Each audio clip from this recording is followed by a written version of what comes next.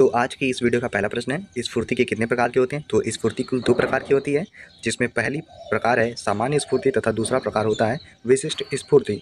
तो पहले वाले क्वेश्चन का राइट आंसर होगा ऑप्शन नंबर फर्स्ट और सेकंड क्वेश्चन का राइट आंसर होगा ऑप्शन नंबर सी।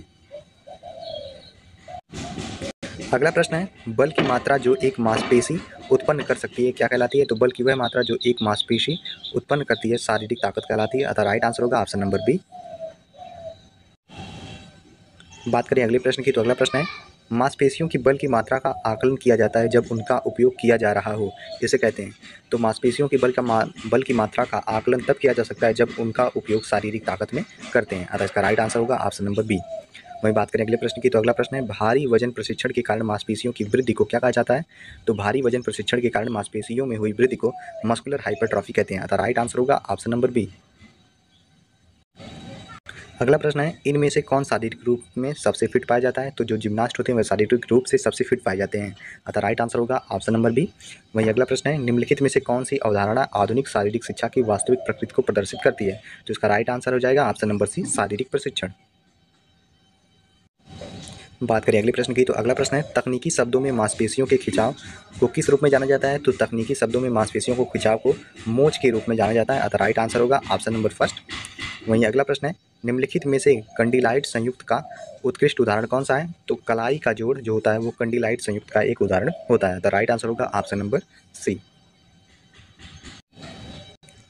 अगला प्रश्न है, शरीर के 3 प्रकार में निम्न में कौन शामिल नहीं है। तो शरीर के 3 प्रकार एंडोमॉर्फ, मीजोमॉर्फ तथा स्केटोमॉर्फ होते हैं, जबकि लैक्टोमॉर्फ नहीं होता है, अतः राइट आंसर हो जाएगा ऑप्शन नंबर डी। अगला प्रश्न है, 1 किलोग्राम वजन घटाने के लिए कितने कैलोरी नष्ट करने की आवश्यकता होती है। तो 1 किलोग्राम वजन घटाने के लिए कम से कम 3500 कैलोरी ऊर्जा नष्ट करनी होती है, अतः राइट आंसर हो जाएगा ऑप्शन नंबर डी। अगला प्रश्न है, पुरुषों में शारीरिक चर्बी कितने प्रतिशत होनी चाहिए। तो पुरुषों में कम से कम 12 से 17% शारीरिक चर्बी होनी चाहिए, जबकि स्त्रियों में शारीरिक चर्बी कम से कम 18 से 22% होनी चाहिए, यानी कि पुरुषों के मुकाबले स्त्रियों में ज़्यादा शारीरिक चर्बी होनी चाहिए, अतः राइट आंसर होगा ऑप्शन नंबर फर्स्ट। बात करें अगले प्रश्न की, तो अगला प्रश्न है, वह शरीर जो कमजोर या मरियल जैसी दिखती है और जिसमें मांस भी बहुत कम पाया जाता है, तो उसे एक्टोमॉर्फ कहते हैं, अतः राइट आंसर होगा ऑप्शन नंबर सी। अगला प्रश्न है, वह देह जिसकी बनावट मजबूत पेशियों वाली होती है तथा ऐसे मनुष्य देखने में हिष्ट पुष्ट लगते हैं, ऐसे शरीर को कहते हैं मीजोकॉर्फ। तो इसका राइट आंसर होगा ऑप्शन नंबर सी। अगला प्रश्न है, ऐसा शरीर जो बड़े ब्लॉक जैसा दिखाई देता है उसे क्या कहते हैं। तो उसे एंडोमॉर्फ कहते हैं, अतः राइट आंसर होगा ऑप्शन नंबर सी। अगला प्रश्न है, फिटनेस वह स्थिति है जो व्यक्ति द्वारा किए जा सकने वाले कार्यों की डिग्री को लक्षित करे। फिटनेस व्यक्तिगत मामला है, यह प्रत्येक व्यक्ति को उसकी अंतःशक्ति के साथ अत्यधिक प्रभावी तरीके से क्रियान्वित करने की योग्यता प्रदान करती है। कार्य करने की क्षमता, योग्यता फिटनेस के शारीरिक, मानसिक, भावात्मक और सामाजिक तत्वों पर निर्भर करती हैं। ये सभी एक दूसरे से जुड़े हैं और परस्पर अन्योन्यित हैं। उक्त विचार निम्न में से किसका है। तो यह विचार किर्चनेर के द्वारा दिया गया था, अतः राइट आंसर होगा ऑप्शन नंबर फर्स्ट। बात करें अगले प्रश्न की, तो अगला प्रश्न है, निम्न में से कौन फिटनेस का प्रमुख घटक है। तो ताकत, शक्ति, गति, संतुलन तथा फुर्ती ये सभी फिटनेस के प्रमुख घटकों में आते हैं, अतः राइट आंसर होगा ऑप्शन नंबर डी। अगला प्रश्न है, निम्न में से कौन सहन शक्ति का प्रकार है। तो सहन शक्ति के प्रकार में एरोबिक सहन शक्ति, एन एरोबिक सहन शक्ति, गति सहन शक्ति तथा शक्ति सहन शक्ति आते हैं, अतः इसका राइट आंसर होगा ऑप्शन नंबर डी। अगला प्रश्न है, एरोबिक सहन शक्ति में निम्न में कौन शामिल नहीं है। तो एरोबिक सहन शक्ति में लघु एरोबिक, मध्यम एरोबिक तथा दीर्घ एरोबिक शामिल होते हैं, जबकि क्षैतिज एरोबिक नहीं। तो इसका राइट आंसर होगा ऑप्शन नंबर डी। वहीं अगला प्रश्न है, लघु एरोबिक की समय अवधि कितनी होती है। तो लघु एरोबिक की समय अवधि 2 से 8 मिनट तक होती है, अतः राइट आंसर होगा ऑप्शन नंबर फर्स्ट। अगला प्रश्न है, मध्यम एरोबिक की समय अवधि कितनी होती है। तो मध्यम एरोबिक की 8 से 30 मिनट तक तथा दीर्घ एरोबिक की समय अवधि 30 मिनट से अधिक होती है। अगला प्रश्न दिया गया है, निम्न में से कौन सा एरोबिक व्यायाम का प्रकार है। तो एरोबिक व्यायाम के प्रकार में एरोबिक नृत्य, तैरना, साइकिलिंग करना, फिटनेस के लिए सैर करना, रस्सी कूदना, दौड़ना, सीढ़ियाँ चढ़ना, क्रॉस कंट्री दौड़ करना, ये सभी एरोबिक व्यायाम के प्रकार में आते हैं, अतः राइट आंसर होगा ऑप्शन नंबर डी, उक्त सभी।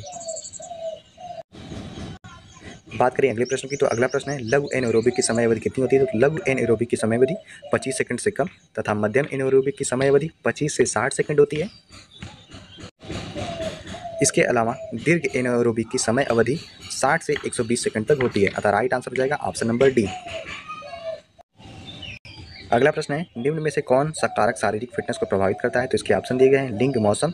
मौसम शारीरिक फिटनेस को प्रभावित कर सकता है। इसके अलावा आयु तथा कपड़े दिए गए हैं, तो उम्र भी आपके फिटनेस को प्रभावित करती है। इसके अलावा शारीरिक बनावट तथा आहार, ये भी शारीरिक फिटनेस को प्रभावित करते हैं। तथा ऑप्शन डी दिया गया है, उक्त सभी। तो इसका राइट आंसर हो जाएगा ऑप्शन नंबर डी, उक्त सभी।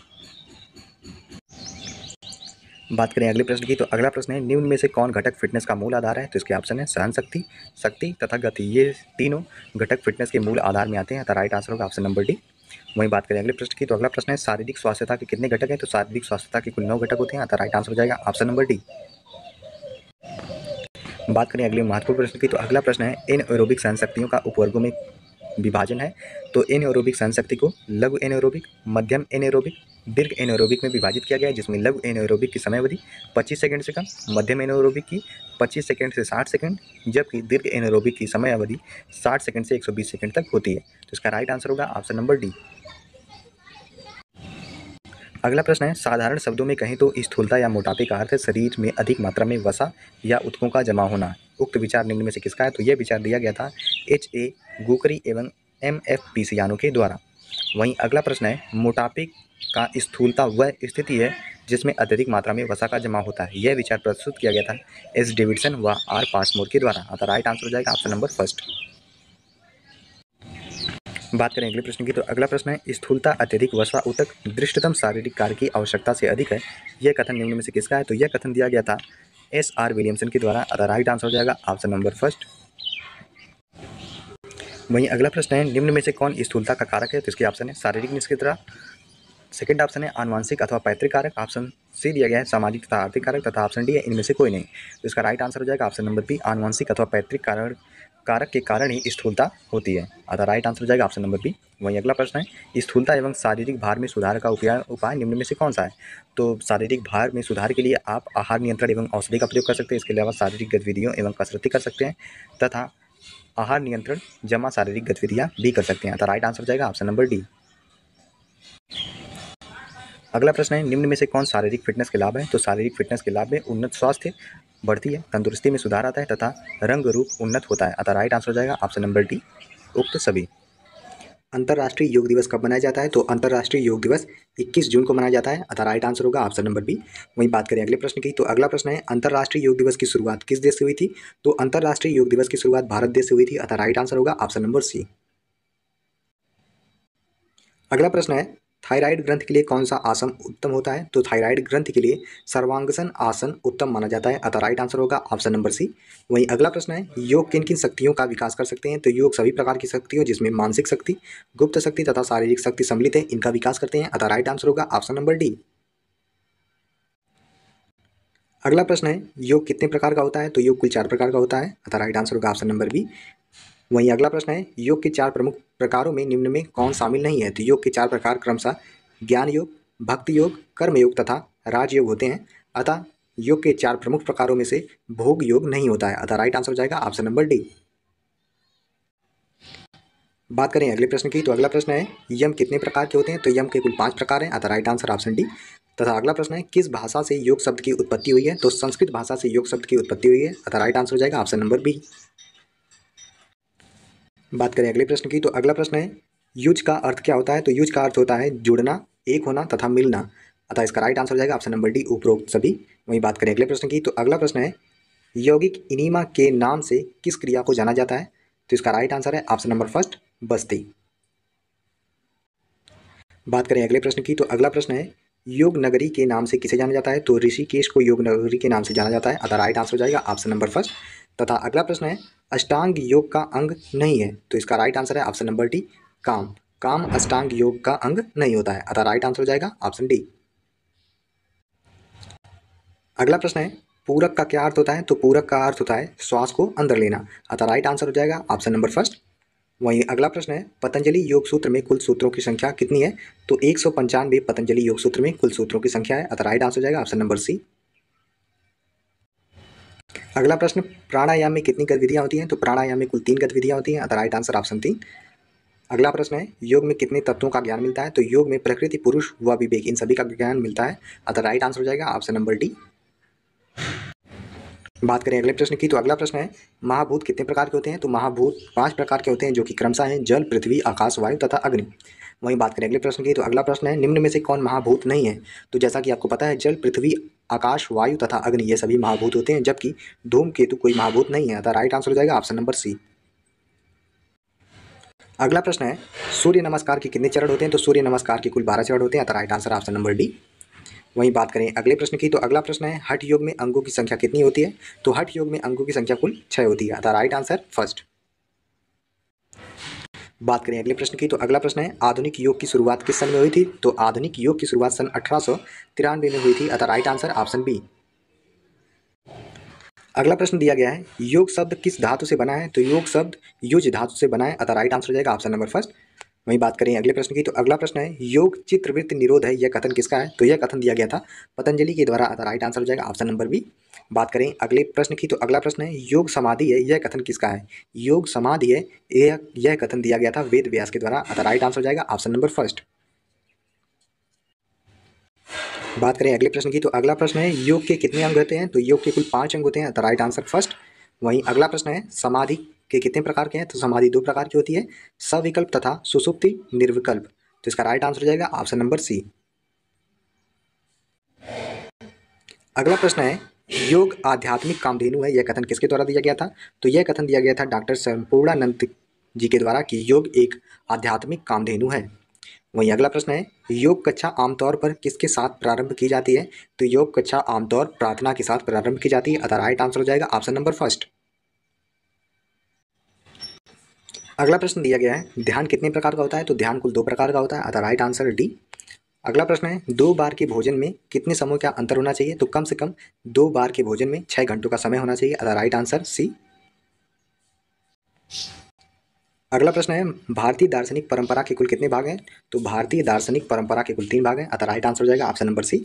वहीं बात करें अगले प्रश्न की, तो अगला प्रश्न है मन के अंगों को कितने भागों में बांटा गया है? तो मन के अंगों को भी कुल 3 भागों में बांटा गया है। अगला प्रश्न है निम्न में से ध्यान के कितने प्रकार हैं? तो जैसा कि आपको पता होगा ध्यान 2 प्रकार के होते हैं, निर्गुण ध्यान तथा सगुण ध्यान। अतः राइट आंसर हो जाएगा ऑप्शन नंबर सी, ए और बी दोनों। अगला प्रश्न है पतंजलि के अनुसार ज्ञान का वास्तविक स्रोत क्या है? तो पतंजलि के अनुसार ज्ञान का वास्तविक स्रोत आत्मा है। अतः राइट आंसर बी। अगला प्रश्न है किसे शक्ति चालिनी क्रिया के नाम से भी जाना जाता है? तो इसका राइट आंसर है ऑप्शन नंबर डी, नौली क्रिया। बात करें अगले प्रश्न की, तो अगला प्रश्न है निम्न में से एकाग्रता को बढ़ाने का सबसे अच्छा योग कौन सा है? तो एकाग्रता को बढ़ाने का सबसे अच्छा योग है भक्ति योग। अतः राइट आंसर हो जाएगा ऑप्शन नंबर सी। वहीं अगला प्रश्न है वह आसन जो खाना खाने के उपरांत भी किया जा सकता है? तो वज्रासन एक ऐसा आसन है जो खाना खाने के बाद भी किया जा सकता है। अतः राइट आंसर हो जाएगा ऑप्शन नंबर डी। अगला प्रश्न है बस्ती क्रिया कितने प्रकार की होती है? तो बस्ती क्रिया 2 प्रकार की होती है, अनुवासन बस्ती तथा आस्थापन बस्ती। अगला प्रश्न पूछा है निम्न में से कौन प्राणायाम का प्रकार नहीं है? तो प्राणायाम के प्रकार में अस्ते एक आपका प्राणायाम का प्रकार नहीं है, जबकि सूर्यभेदी, प्लावनी, अनुलोम विलोम ये सभी प्राणायाम के प्रकार में आते हैं। वहीं अगला प्रश्न है 21 जून 2023 का कौन सा अंतर्राष्ट्रीय योग दिवस मनाया जाएगा? तो इसका राइट आंसर हो जाएगा ऑप्शन नंबर बी, 9वां। 21 जून 2023 को 9वां अंतर्राष्ट्रीय योग दिवस मनाया जाएगा। अगला प्रश्न है महर्षि पतंजलि के अनुसार प्राणायाम के कितने प्रकार होते हैं? तो महर्षि पतंजलि के अनुसार प्राणायाम के कुल 4 प्रकार होते हैं। वहीं अगला प्रश्न है नेति क्रिया किससे संबंधित है? तो नेति क्रिया नाक से संबंधित होती है। अतः राइट आंसर ऑप्शन डी। अगला प्रश्न है समाधि से पहले की अवस्था को क्या कहते हैं? तो समाधि से पहले की अवस्था को ध्यान कहते हैं। अतः राइट आंसर हो जाएगा ऑप्शन नंबर सी। तथा अगला प्रश्न है आसनों का राजन किसे कहा जाता है? तो शीर्षासन को आसनों का राजा कहा जाता है। अतः राइट आंसर हो जाएगा ऑप्शन नंबर सी। अगला प्रश्न है किस उपनिषद में ओंकार पर 4 चरणों का उल्लेख किया गया है? तो इसका राइट आंसर है ऑप्शन नंबर सी, मांडुक्यो उपनिषद पर 4 चरणों का उल्लेख किया गया है। वहीं अगला प्रश्न है योग वशिष्ठ में निम्न में से किस पर बल दिया गया है? तो इसका राइट आंसर है ऑप्शन नंबर फर्स्ट, ज्ञान योग पर। अगला प्रश्न है निम्नलिखित में से कौन सी नाड़ी 10 मुख्य नाड़ियों में शामिल नहीं है? तो इसका राइट आंसर हो जाएगा ऑप्शन नंबर सी, कूर्म। वहीं अगले प्रश्न की बात करें तो अगला प्रश्न है योग वशिष्ठ के अनुसार निम्न में से क्या ज्ञान भूमिका के अंतर्गत नहीं आता है? तो इसका राइट आंसर है ऑप्शन नंबर सी, सद्भावना। अगला प्रश्न है प्रसो उपनिषद के अनुसार मनुष्य को विभिन्न लोकों में ले जाने का कार्य कौन करता है? तो इसका राइट आंसर है ऑप्शन नंबर बी, उदान वायु। वहीं बात करें अगले प्रश्न की, तो अगला प्रश्न है श्रीमद् भागवत गीता के अनुसार किस कारण से योग सिद्ध नहीं होता है? तो इसका राइट आंसर है ऑप्शन नंबर डी, मुक्ति पूर्वक कर्म। अगला प्रश्न है, धारणा शुचा योग्यता मनसा किसका परिणाम है? तो इसका राइट आंसर है ऑप्शन नंबर सी, प्राणायाम। अगला प्रश्न है, पतंजलि के अनुसार हेय हेतु निम्नलिखित में से किसका संयोग है? तो इसका राइट आंसर है ऑप्शन नंबर फर्स्ट, दृष्ट तथा दृश्य का। वहीं बात करें अगले प्रश्न की, तो अगला प्रश्न है, निम्नलिखित में से कौन सा परिणाम त्रय में शामिल नहीं है? तो इसका राइट आंसर है ऑप्शन नंबर डी, धारणा परिणाम। अगला प्रश्न दिया गया है, योग सूत्र के अनुसार श्रवण की देवी शक्ति प्राप्त करने की विधि निम्नलिखित में से कौन सी है? तो इसका राइट आंसर है ऑप्शन नंबर फर्स्ट, स्रोत आकाश संबंध पर संयम। वहीं अगले प्रश्न की बात करें तो अगला प्रश्न है, हठ प्रदीपिका के नादा अनुसंधान अभ्यास के प्रारंभ में किस प्रकार की ध्वनि सुनाई पड़ती है? तो इसका राइट आंसर है ऑप्शन नंबर फर्स्ट, मेघ की ध्वनि। बात करें अगले प्रश्न की, तो अगला प्रश्न है, योग में ऋषियों ने 6 शत्रुओं की पहचान की है, निम्न में से कौन उसमें शामिल नहीं है? तो योग में ऋषियों के 6 शत्रु काम, क्रोध, लोभ, मोह, मद एवं मत्सर हैं, जबकि 6 शत्रुओं में अस्तेय व संतोष ये शामिल नहीं है। तो इसका राइट आंसर होगा ऑप्शन डी। अगला प्रश्न है, योग में मन के केंद्रीकरण को क्या कहते हैं? तो केंद्रीकरण को समाधि तथा विकेंद्रीकरण को ध्यान कहते हैं। अगला प्रश्न है, योग में प्राण शक्ति पर नियंत्रण को क्या कहते हैं? तो योग में प्राण शक्ति पर नियंत्रण को प्राणायाम, जबकि योग में इंद्रियों का उनके विषय से निग्रह प्रत्याहार कहलाता है। तो इसका राइट आंसर होगा ऑप्शन नंबर फर्स्ट। बात करें अगले प्रश्न की, तो अगला प्रश्न है, आत्म संयम की वह साधना जिसमें निषेध होते हैं यम कहलाते हैं, अतः राइट आंसर हो जाएगा ऑप्शन बी। वहीं बात करें अगले प्रश्न की, तो अगला प्रश्न है, योग में निम्न में से कौन आदेश विधि सूचक है? तो इसका राइट आंसर है ऑप्शन नंबर बी, नियम। नियम आदेश विधि सूचक होता है, अतः राइट आंसर हो जाएगा ऑप्शन नंबर बी। अगला प्रश्न दिया गया है, योग में शरीर की मुद्राओं को क्या कहते हैं? तो योग में शरीर की मुद्राओं को आसन कहते हैं। तथा अगला प्रश्न है, योग में प्राण शक्ति पर नियंत्रण को क्या कहते हैं? तो प्राण शक्ति नियंत्रण को प्राणायाम कहते हैं। बात करें अगले प्रश्न की, तो अगला प्रश्न है, उच्च रक्तचाप के निवारण अर्थ में कौन सा आसन करना चाहिए? तो उच्च रक्तचाप के निवारण के लिए ताड़ासन, वज्रासन, वक्रासन, कोड़ासन, शल्मासन, भुजंगासन, बालासन, सेतुबंधासन, शवासन ये सभी करना चाहिए। वहीं अगला प्रश्न है, उच्च रक्तचाप के निवारण अर्थ में कौन सा प्राणायाम करना चाहिए? तो उच्च रक्तचाप के निवारण के लिए अनुलोम विलोम खासकर तथा नाड़ी शुद्धि ये सभी करना चाहिए। तो इसका राइट आंसर जाएगा ऑप्शन नंबर डी, ए और बी दोनों। अगला प्रश्न है, हाइपरटेंशन को निर्मूल करने के लिए कौन सा बंध और मुद्रा करनी चाहिए? तो मूल बंध नामक बंध और मुद्रा हाइपरटेंशन को निर्मूल करने के लिए करनी चाहिए। वहीं अगला प्रश्न है, अनिद्रा को दूर करने के लिए कौन सा आसन करना चाहिए? तो अनिद्रा को दूर करने के लिए ताड़ासन, भुजंगासन, धनुरासन, कटिचक्रासन, कोड़ासन, मंडूकासन, बालासन, शवासन ये सभी करना चाहिए। अगला प्रश्न है, अनिद्रा दूर करने के लिए कौन सा प्राणायाम करना चाहिए? तो अनिद्रा दूर करने के लिए अनुलोम विलोम, नाड़ी शुद्धि, भ्रामरी ये सभी प्राणायाम करने चाहिए, अतः राइट आंसर हो जाएगा ऑप्शन नंबर डी।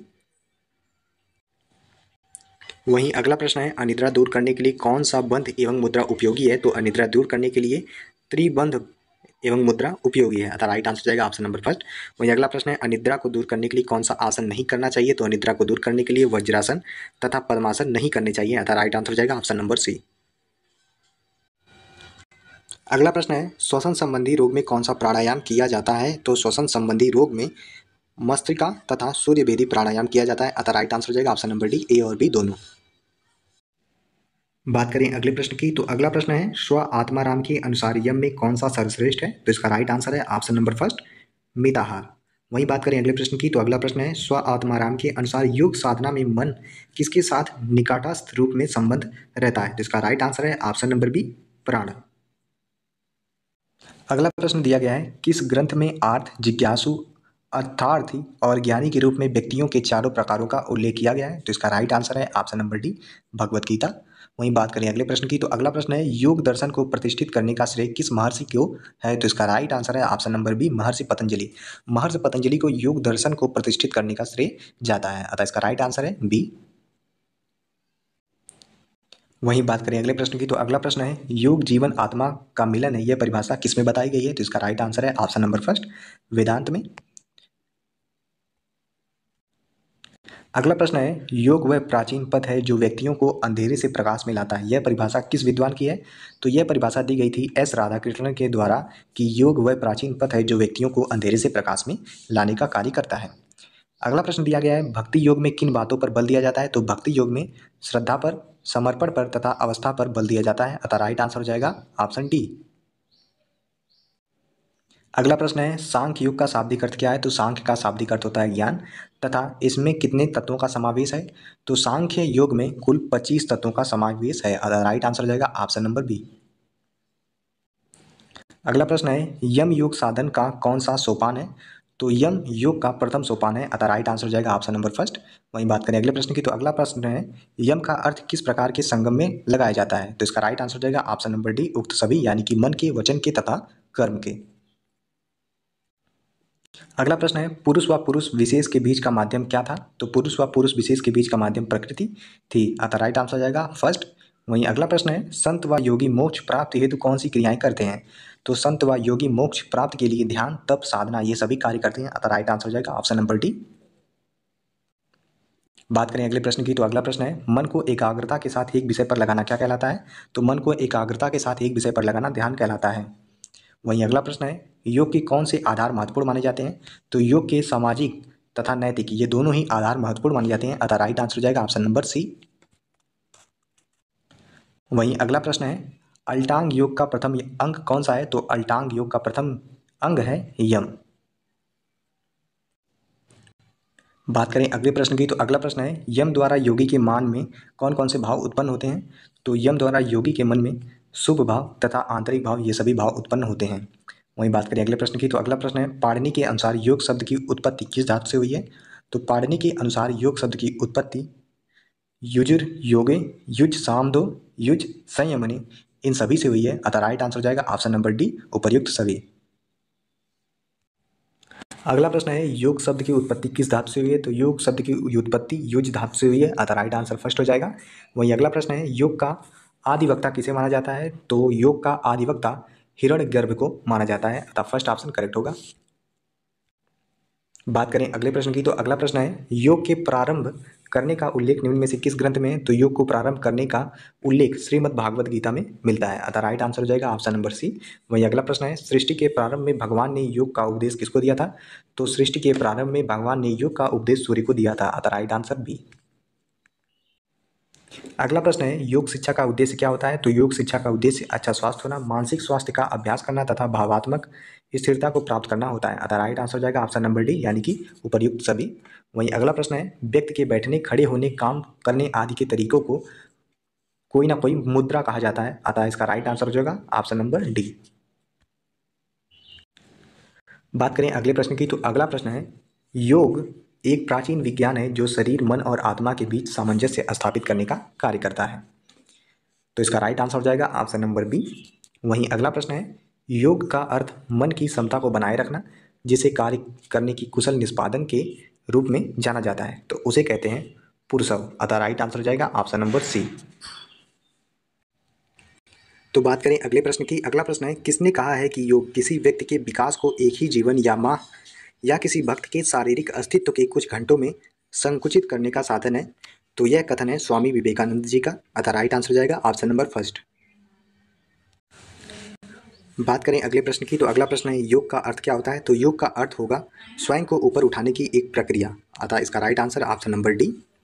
वहीं अगला प्रश्न है, आत्मा की सराहना करने के लिए 3 आदर्श मार्ग कौन कौन से हैं? तो आत्मा की सराहना करने के लिए 3 आदर्श मार्ग ज्ञान योग, भक्ति योग और कर्म योग होते हैं। अतः राइट आंसर हो जाएगा ऑप्शन नंबर सी।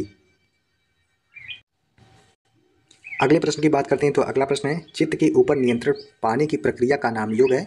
यह कथन दिया गया था महर्षि पतंजलि के द्वारा। अतः राइट आंसर ऑप्शन बी।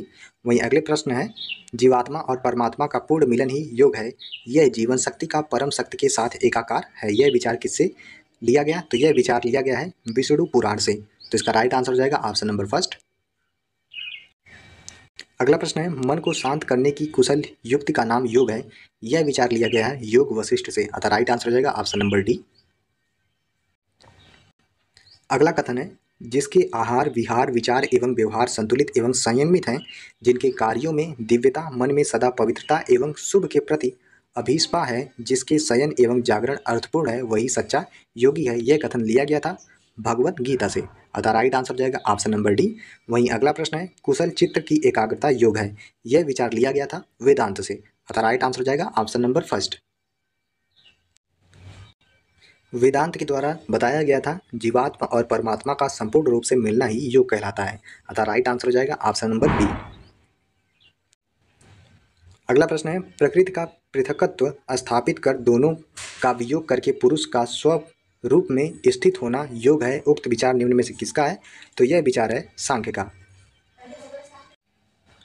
बात करें अगले प्रश्न की, तो अगला प्रश्न है, निम्न में से किसने योग की योगिश्चित्ति वृत्ति निरोध कहा? तो इसका राइट आंसर है ऑप्शन नंबर बी, पतंजलि। वहीं अगला प्रश्न है, स्थिर सुखम आसनम निम्न में से किस ग्रंथ में वर्णित है? तो इसका राइट आंसर है ऑप्शन नंबर बी, योग सूत्र में। बात करें अगले प्रश्न की, तो अगला प्रश्न है, निम्न में से कौन पेट के बल किए जाने वाले आसन निम्न में से शामिल नहीं है? तो इसका राइट आंसर है ऑप्शन नंबर डी, शवासन पेट के बल किए जाने वाले आसन में से नहीं है। अतः इसका राइट आंसर हो जाएगा ऑप्शन नंबर डी। वहीं अगला प्रश्न है, पीठ के बल किए जाने वाले आसन निम्न में से कौन शामिल नहीं है? तो इसका राइट आंसर हो जाएगा ऑप्शन नंबर डी, मयूरासन, वक्रासन तथा कोणासन। वहीं बात करें अगले प्रश्न की, तो अगला प्रश्न है, निम्न में से कौन हाथ के बल पर किया जाने वाला आसन है? तो इसका राइट आंसर हो जाएगा ऑप्शन नंबर डी, उक्त सभी मयूरासन, बकासन, तोलासन व कोणासन ये सभी हाथ के बल किया जाने वाला आसन है। अतः राइट आंसर हो जाएगा ऑप्शन नंबर डी। अगला प्रश्न है, निम्न में से कौन सा आसन घुटनों के बल किया जाता है? तो वज्रासन, सुप्त वज्रासन तथा उपट्रासन ये सभी घुटनों के बल किया जाता है। अतः राइट आंसर हो जाएगा ऑप्शन नंबर डी। अगला प्रश्न है, निम्न में से कौन सा आसन पैरों के बल किया जाता है? तो पैरों के बल ये सभी आसन किए जाते हैं, जिनमें गरुड़ासन, वृक्षासन, संतुलासन, नटराजासन, तारासन, त्रिकोणासन तथा चक्रासन आते हैं। तो इसका right answer option number D. वहीं अगला प्रश्न है, निम्न में से कौन सा आसन सिर के बल किया जाता है? तो सिर के बल किए जाने वाले आसन में शीर्षासन तथा ऊर्ध्व पद्मासन आते हैं। अतः राइट आंसर हो जाएगा ऑप्शन नंबर डी, ए और बी दोनों। अगला प्रश्न है, पशुगत आसन में निम्न में से कौन शामिल है? तो पशुगत आसन में ये सभी आसन आते हैं, जिनमें वृश्चिकासन, भुजंगासन, सिंहासन, सलमासन, मत्स्यासन, बकासन, कुक्टासन, मकरासन तथा हंसासन आते हैं। ये सभी पशुगत आसन कहलाते हैं। तो इसका राइट आंसर हो जाएगा ऑप्शन नंबर डी। वहीं अगला प्रश्न है, वस्तुवत आसन में निम्न में से कौन शामिल है? तो वस्तुवत आसन में हलासन, धनुरासन, आकर्ण धनुरासन, तोलासन, चक्रासन, नौकासन तथा दंडासन ये सभी वस्तुवत आसन में आते हैं। अतः राइट आंसर हो जाएगा ऑप्शन नंबर डी। वहीं बात करें अगले प्रश्न की, तो अगला प्रश्न है, निम्न में से कौन प्रकृति आसन का उदाहरण है?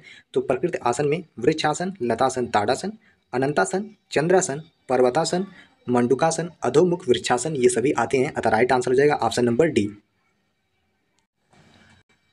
जितने भी वस्तुवतु आसन होंगे उनके नाम में कोई ना कोई वस्तु आएगी, जैसे कि हल आसन, तो इसमें हल आ रहा है, चक्रासन में चक्र आ रहा है, नौकासन में नौका यानी कि नाव आ रही है, तो ऐसे ही आप समझ लेंगे। और प्रकृति आसन में प्रकृति आसन के जो भी नाम होंगे उनमें कुछ ना कुछ प्रकृति से रिलेट करके वर्ड आएंगे, जैसे वृक्षासन में वृक्ष, लतासन में लता, तड़ासन में ताड़, चंद्रासन में चंद्र, पर्वतासन में पर्वत, तो ऐसे ही नाम आप देख लेंगे। बात करें अगले प्रश्न की, तो अगला प्रश्न है, गठिया या आर्थराइड्स के उपचार में कौन सा आसन उपयोगी है? तो इसका राइट आंसर हो जाएगा ऑप्शन नंबर डी, उक्त सभी। तो गठिया या आर्थराइड्स के उपचार में ताड़ासन, जानुशीर्षासन, कटि चक्रासन, गौमुखासन, कोड़ासन, पाद हस्तासन ये सभी करने चाहिए। वहीं बात करें अगले प्रश्न की, तो अगला प्रश्न है, गठिया रोग के उपचार में कौन सा प्राणायाम उपयोगी है? तो गठिया रोग के उपचार में मस्तिका, सूर्यभेदी, उज्जाजयी ये सभी प्राणायाम उपयोगी हैं। अतः राइट आंसर हो जाएगा ऑप्शन नंबर डी। बात करें अगले प्रश्न की, तो अगला प्रश्न है, योग में 8 चक्र बनाए गए हैं, इनका वर्णन किस ग्रंथ में किया गया है? तो योग में कुल 8 चक्र होते हैं, जो कि मूलाधार चक्र, स्वाधिष्ठान चक्र, मणिपुर चक्र, हृदय चक्र, अनाहत चक्र, विशुद्धि चक्र, आज्ञा चक्र तथा सहस्रार चक्र होते हैं, तथा इनका वर्णन योग शास्त्र में किया गया है। तो इसका राइट आंसर हो जाएगा ऑप्शन नंबर सी। वही जो अगला प्रश्न दिया गया है उसमें पूछा था कि 8 चक्रों में कौन चक्र शामिल नहीं किए गए हैं, तो उनमें सुफल चक्र, उद्देश्य चक्र तथा संपत्ति चक्र ये सभी चक्र शामिल नहीं किए गए हैं। तो इसका राइट आंसर होगा ऑप्शन नंबर डी। बात करें अगले प्रश्न की, तो अगला प्रश्न है, शरीर में कितने कोष होते हैं? तो शरीर में कुल 5 कोष होते हैं, जिनके नाम क्रमशः हैं अन्यमय कोष, प्राणमय कोष, नोमन कोष, विज्ञानमय कोष तथा आनंदमय कोष। ये सभी 5 प्रकार के शरीर में कोष होते हैं। वहीं अगला प्रश्न जो पूछा था वह पूछा है शरीर के 5 कोष में कौन कोष नहीं है? तो इसका राइट आंसर है ऑप्शन नंबर सी, क्रोधमय कोष शरीर के 5 कोषों में नहीं आता है। अतः राइट आंसर हो जाएगा ऑप्शन नंबर सी। बात करें अगले प्रश्न की, तो अगला प्रश्न है समाधि के कितने प्रकार होते हैं? समाधि 2 प्रकार की होती है, जिसमें पहला प्रकार है सविकल्प समाधि तथा दूसरा प्रकार है सुषुप्ति निविकल्प समाधि। तो इसका राइट आंसर हो जाएगा ऑप्शन नंबर सी, ए और बी दोनों। वहीं बात करें अगले प्रश्न की, तो अगला प्रश्न है मोटापा दूर करने के लिए कौन सा आसन नहीं करना चाहिए? तो मोटापा दूर करने के लिए सल्मासन नहीं करना चाहिए। अतः राइट आंसर हो जाएगा ऑप्शन नंबर डी। अगला प्रश्न है निष्काम कर्म योग निम्न में से किसमें वर्णित है? तो निष्काम कर्म योग श्रीमद् भगवत गीता में वर्णित है। अतः राइट आंसर हो जाएगा ऑप्शन नंबर फर्स्ट। वहीं अगला प्रश्न है सभी कामना वासना आसक्ति तथा संकल्प विकल्प के जाल से मुक्त होकर चित्त को वृत्ति शून्य बनाकर शांत अवस्था को प्राप्त करने की चेष्टा को लय योग कहते हैं। अतः राइट आंसर हो जाएगा ऑप्शन बी। अगला प्रश्न है राजयोग का प्रमुख ग्रंथ कौन सा है? तो राजयोग का प्रमुख ग्रंथ पतंजलि योग सूत्र है। अतः राइट आंसर हो जाएगा ऑप्शन नंबर फर्स्ट। वहीं अगला प्रश्न है 4 पाद समाधि पाद साधन पाद सिद्धि पाद तथा कैवल्य पाद का वर्णन निम्न में से किस ग्रंथ में है? तो इसका राइट आंसर हो जाएगा ऑप्शन नंबर डी, पतंजलि योग सूत्र में। बात करें अगले प्रश्न की, तो अगला प्रश्न है अंतःकरण के 4 भेदों में निम्न में से कौन शामिल नहीं है? तो इसमें प्रलोभन नहीं शामिल है, जबकि मन बुद्धि चित्त तथा अहंकार सम्मिलित हैं। वहीं अगला प्रश्न है राजयोग के अंतर्गत योगियों के कितने प्रकार बताए गए हैं? तो योगियों के कुल 4 प्रकार बताए गए हैं राजयोग के अंतर्गत। बात करें अगले प्रश्न की, तो अगला प्रश्न है मंत्र योग कितने मंत्रों से पूर्ण है? तो मंत्र योग कुल 16 मंत्रों से पूर्ण है, जिसके 16 मंत्र भक्ति शुद्धि आसन पचांग सेवन आचार धारणा द्विदेश सेवन प्राण क्रिया मुद्रा तर्पण ध्वन बलि यज्ञ जप ध्यान तथा समाधि हैं। बात करें अगले प्रश्न की, तो अगला प्रश्न है हठ योगी किसे हठ योग का प्रवर्तन मानते हैं? तो इसका राइट आंसर हो जाएगा option number first, Adinath Shri Shiv ji को हठ योगी हठ योग का प्रवर्तक मानते हैं। अतः राइट आंसर हो जाएगा ऑप्शन नंबर फर्स्ट। अगला प्रश्न है प्राणायाम के 8 प्रकारों में निम्न में से कौन शामिल है? तो प्राणायाम के 8 प्रकार सूर्य भेदी उज्जाई शीतली शीतकारी भस्त्रिका भ्रामरी मूर्छा केवली, ये सभी प्राणायाम के 8 प्रकार होते हैं। अतः राइट आंसर हो जाएगा ऑप्शन नंबर डी, उक्त सभी।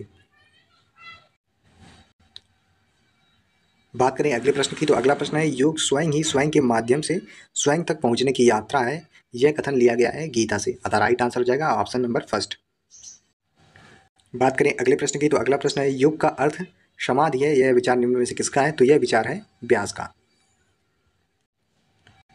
अगला प्रश्न है निम्न में से कौन सी प्राणायाम की वृत्ति है? तो प्राणायाम की वृत्ति में वाहन वृत्ति आभ्यंतर वृत्ति तथा स्तंभ वृत्ति आते हैं। अतः राइट आंसर हो जाएगा ऑप्शन नंबर डी, उक्त सभी। वहीं अगला प्रश्न है देश काल एवं संख्या की दृष्टि से प्राणायाम के प्रकार में शामिल है। तो प्राणायाम के प्रकार में देश परिदृष्टि काल परिदृष्टि तथा संख्या परिदृष्टि ये सभी शामिल है। अतः राइट आंसर हो जाएगा ऑप्शन डी। बात करें अगले प्रश्न की, तो अगला प्रश्न है हमारे शरीर की 3 प्रमुख नाड़ियों में निम्न में से कौन शामिल नहीं है? तो इसका राइट आंसर है ऑप्शन नंबर फर्स्ट, भेरी। भेरी हमारे शरीर की 3 प्रमुख नाड़ियों में शामिल नहीं है तथा हमारे शरीर की 3 प्रमुख नाड़ियाँ इड़ा सुष्मिता तथा पिंगला होती हैं। बात करें अगले प्रश्न की, तो अगला प्रश्न है महर्षि पतंजलि के निम्न में से किसे योग का तीसरा नेत्र कहा जाता है? तो आसन को योग का तीसरा नेत्र कहते हैं। वहीं अगला प्रश्न है आसन सिद्ध हो जाने पर निम्न में से किसका द्वंद्व समाप्त हो जाता है? तो आसन सिद्ध हो जाने पर सर्दी गर्मी लाभ हानि भूख प्यास जय पराजय मान अपमान शरीर मन इन सभी का द्वंद्व समाप्त हो जाता है। अतः राइट आंसर होगा ऑप्शन नंबर डी। अगला प्रश्न है योग में मन के विकेंद्रीकरण को क्या कहते हैं? तो योग में मन के विकेंद्रीकरण को ध्यान कहते हैं। वहीं अगला प्रश्न है योग में चरम चैतन्य को क्या कहते हैं? तो योग में चरम चैतन्य को समाधि कहते हैं। राष्ट्रमंडल खेल में विकलांगों की प्रतिस्पर्धा का आयोजन कब और कहाँ किया गया? तो इसका राइट आंसर है ऑप्शन डी, सन 1994 विक्टोरिया कनाडा में राष्ट्रमंडल खेल में विकलांगों की प्रतिस्पर्धा का आयोजन किया गया था। अतः राइट आंसर होगा ऑप्शन डी। अगला क्वेश्चन दिया गया है राष्ट्रमंडल खेलों को शुरू करने का श्रेय किसको जाता है? तो इसका राइट आंसर है ऑप्शन बी, जे एसली कूपर, जो कि यॉर्कशायर के थे, उन्हें राष्ट्रमंडल खेलों को शुरू करने का श्रेय जाता है। तो ये क्वेश्चन आप जरूर से जरूर तैयार कर लेंगे क्योंकि यह आपका इंपॉर्टेंट क्वेश्चन है। बात करें अगले क्वेश्चन की, तो अगला क्वेश्चन है राष्ट्रमंडल खेल कितने वर्षों के अंतराल पर होते हैं? तो इसका राइट आंसर है ऑप्शन सी, 4 साल। राष्ट्रमंडल खेल 4 साल के अंतराल पर होते हैं। अतः ऑप्शन सी करेक्ट होगा। बात करें अगले प्रश्न की, तो अगला प्रश्न है कॉमनवेल्थ में प्रथम स्वर्ण पदक जीतने वाला भारतीय कौन सा है? तो इसका राइट आंसर है option B Ashok Pandit. Commonwealth में प्रथम स्वर्ण पदक जीतने वाले अशोक पंडित प्रथम भारतीय हैं, अतः ऑप्शन बी करेक्ट होगा। अगला प्रश्न दिया गया है सन 2010 कॉमनवेल्थ का प्रथम गोल्ड किसे मिला? तो इसका राइट आंसर है ऑप्शन बी आगस्टीनिया इनास्तिया, जो कि नाइजीरिया के हैं, उन्हें 2010 कॉमनवेल्थ का प्रथम गोल्ड मेडल मिला था, अतः ऑप्शन बी करेक्ट होगा। अगला प्रश्न है सन 2010 कॉमनवेल्थ का अंतिम गोल्ड किसे मिला? तो सन 2010 कॉमनवेल्थ का अंतिम गोल्ड मेडल साइना नेहवाल को मिला था, अतः ऑप्शन डी करेक्ट होगा। अगला प्रश्न है कॉमनवेल्थ में कौन सा देश प्रतिभाग नहीं करता है? तो इसका राइट आंसर है option A USA. USA Commonwealth में प्रतिभाग नहीं करता है, अतः राइट ऑप्शन होगा ए। बात करें अगले प्रश्न की, अगला प्रश्न है सन 2002 कॉमनवेल्थ गेम्स में भारत की पदक तालिका में क्या स्थान था? तो इसका राइट आंसर है ऑप्शन सी तृतीय। सन 2002 कॉमनवेल्थ गेम्स में भारत की पदक तालिका में तीसरा स्थान था, अतः इसका राइट आंसर होगा ऑप्शन सी। बात करें अगले क्वेश्चन की, तो अगला क्वेश्चन है राष्ट्रमंडल खेलों का आयोजन सचिव कौन था? तो इसका राइट आंसर है option number D Lalit Bhanot. अगला प्रश्न है सन 2010 कॉमनवेल्थ गेम्स कौन से क्रम पर है? तो सन 2010 कॉमनवेल्थ गेम्स 19वें नंबर पर आता है, अतः ऑप्शन बी करेक्ट होगा। वहीं बात करें अगले प्रश्न की, तो अगला प्रश्न दिया गया है राष्ट्रमंडल खेलों में क्रिकेट को कब और कहां शामिल किया गया? तो इसका राइट आंसर है सन 1998 कुआलालंपुर मलेशिया में राष्ट्रमंडल खेलों में क्रिकेट को शामिल किया गया था, अतः फर्स्ट ऑप्शन करेक्ट हो जाएगा। बात करें अगले मोस्ट इंपॉर्टेंट क्वेश्चन की, तो प्रथम राष्ट्रमंडल खेल कहां और कब आयोजित हुए? तो इसका राइट आंसर है ऑप्शन डी हैमिल्टन कनाडा में सन 1930 ईस्वी में प्रथम राष्ट्रमंडल खेल आयोजित हुए थे, अतः ऑप्शन डी करेक्ट होगा और यह आपका इंपॉर्टेंट क्वेश्चन है। बात करें अगले क्वेश्चन की, तो अगला क्वेश्चन है सन 2002 में राष्ट्रमंडल खेल कहां आयोजित हुए? तो इसका राइट आंसर है ऑप्शन फर्स्ट मैनचेस्टर इंग्लैंड में सन 2002 में राष्ट्रमंडल खेल आयोजित हुए थे, अतः फर्स्ट ऑप्शन करेक्ट होगा। अगला प्रश्न दिया गया है सन 2010 में राष्ट्रमंडल खेल कहां आयोजित हुए? तो इसका राइट आंसर है ऑप्शन सी नई दिल्ली भारत। सन 2010 में राष्ट्रमंडल खेल नई दिल्ली भारत में आयोजित हुए थे, अतः ऑप्शन सी करेक्ट होगा। वहीं अगला प्रश्न है राष्ट्रमंडल खेलों का अध्यक्ष कौन है? तो इसका राइट आंसर है option B Dame Louise Martin. Dame Louise Martin राष्ट्रमंडल खेलों के अध्यक्ष हैं, अतः ऑप्शन बी करेक्ट होगा। बात करें अगले प्रश्न की, तो अगला प्रश्न है कॉमनवेल्थ खेलों में भारत ने प्रथम बार में कौन से सन में भाग लिया था? तो इसका राइट आंसर है सन 1934 में कॉमनवेल्थ खेलों में भारत ने प्रथम बार भाग लिया था, अतः फर्स्ट ऑप्शन करेक्ट होगा। वहीं अगला प्रश्न है सन 2006 कॉमनवेल्थ में भारत का पदक तालिका में कौन सा स्थान था? तो इसका राइट आंसर है ऑप्शन डी चतुर्थ, यानी कि सन 2006 कॉमनवेल्थ गेम्स में भारत का चौथा स्थान पदक तालिका में था, अतः ऑप्शन डी करेक्ट हो जाएगा।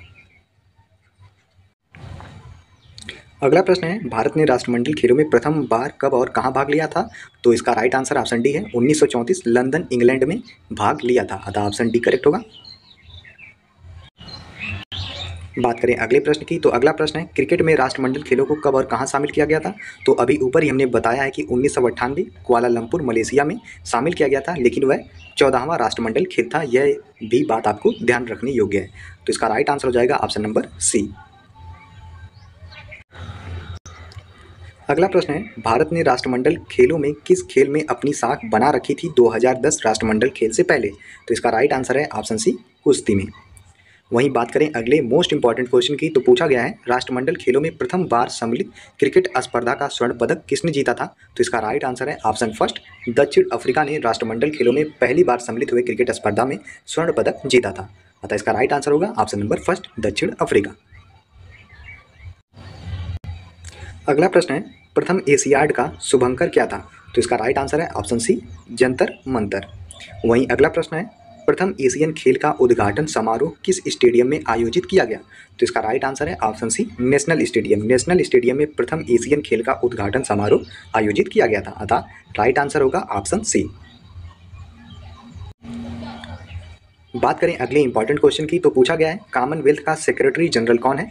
तो इसका राइट आंसर है ऑप्शन फर्स्ट केसी हॉर्न पैट्रिसिया स्कॉटलैंड के जो हैं वो कॉमनवेल्थ के सेक्रेटरी जनरल हैं, अतः इसका राइट आंसर होगा ऑप्शन नंबर फर्स्ट।